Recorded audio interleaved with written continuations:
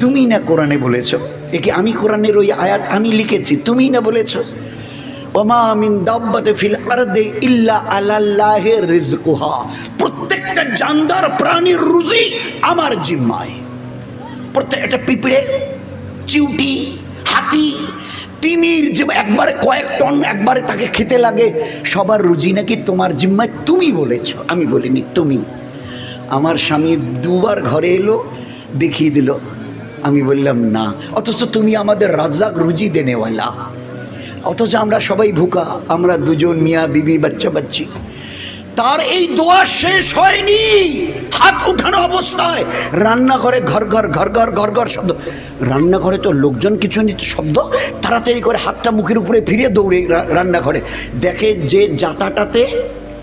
লোহা মানে গম দিয়ে পেশাই করা হয়, উপরের লোহাটা আপনা আপনি অটোমেটিক্যালি ঘুরছে আর চতুর্দিক থেকে আটা বের হচ্ছে